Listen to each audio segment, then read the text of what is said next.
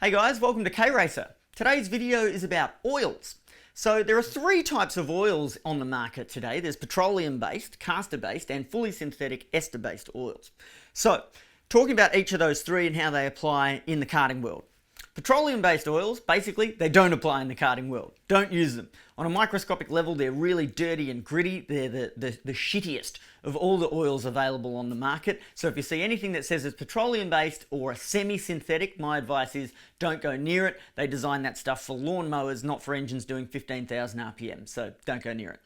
So the second type is castor-based oils. And we've got two popular ones that we sell quite a bit of here at K-Racer. One's Shell's Advanced Racing M option, which has been around for ages. And the second one is the Maxima Castor 927, which is also a really popular choice. So castor-based oils, the castor itself actually comes from a vegetable product. It's from a bean. And it's been very popular in two-stroke racing applications for a long time because the oil itself has really high wetting capability. So that means that when it's in your engine, it absolutely covers every surface. And that's what a two-stroke engine oil's job is designed to do. It's designed to lubricate all the bottom end of the engine because you don't have a sump as such like you do in a four-stroke. So that wetting capability of castor-based oils is their real attraction, and so is the film strength. And that means that when the oil's in between, say, the piston ring and the wall of the cylinder, the film strength is the strength of the oil to stay lubricating that gap when something's trying to clear it away. And the other major benefit of castor-based oils is the fact that the castor itself actually burns quite well and adds a little bit of energy to the fuel as it's exploding in the cylinder when the spark goes off. So all of that sounds excellent, obviously, and it's one of the reasons why castor is such a common choice for use on the kart track.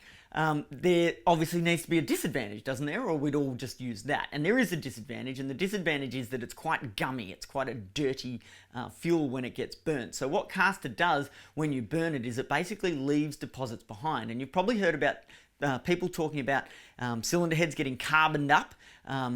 And so that's what happens when you burn castor oil, is it leaves behind these deposits that slowly fill the engine. And it can get to the point where if it's so carboned up, your cylinder head volume will get so low that the engine actually goes illegal.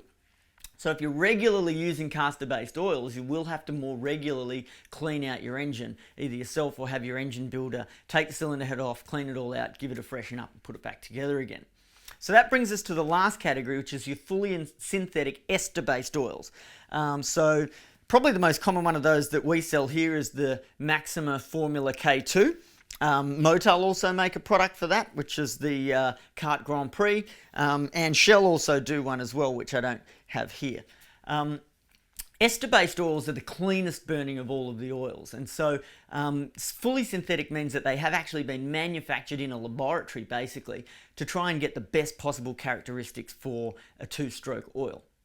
So the great thing about ester-based oils is they're really soluble in fuel. So once you mix them up, they will stay mixed through the fuel at all times, where castor-based oils, while it will mix with fuel, doesn't actually like mixing that much and will separate over time. So you've got to kind of watch that and generally kind of mix up your fuel as you're going to use it.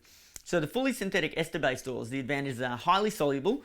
So once you've mixed your fuel, don't really have to worry about it. And the other thing is that they burn really, really cleanly. So you can put a lot of ester-based fuel through your engine and not have to worry about having it pulled apart, torn down, cleaned up, and put back together again. So a real advantage there. In terms of outright performance, I think you've got to give it just to castor-based oils. They do add a bit of energy to the burn, and their lubricating properties are maybe just a step up. But the ester-based oils, they're a little bit more expensive because they're harder to manufacture, but it does mean that you don't have to put anywhere near as much time and money into maintaining your engine because it will just last a lot longer without needing a clean out when you're using the ester-based oils. So last thing, I'm not an expert on this. I'm not an engine builder myself, so I'm taking this information from guys that I know and trust.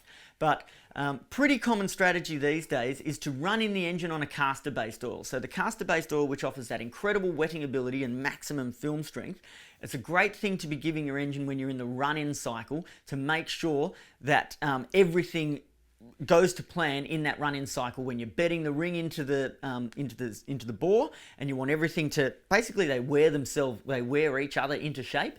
A castor-based oil is great for making sure that run-in process goes really smoothly. So you can do that for the first, say, 1 or 2 days that you're using the motor is use the castor-based oil and then switch to your fully synthetic ester-based oil, which will then extend the life of the engine and mean that you don't have to take it back for a rebuild for quite a long time. So they're the 3 types of oil. Remember, we only use these 2 in karting. If you see petroleum-based or semi-synthetic, do not put it in your motor. We don't want to go anywhere near those. Other than that, it's your choice to make between the castor-based and the fully synthetic ester-based. Just depends on what you're trying to achieve with your racing. Hope that's helpful for you. Catch you again soon.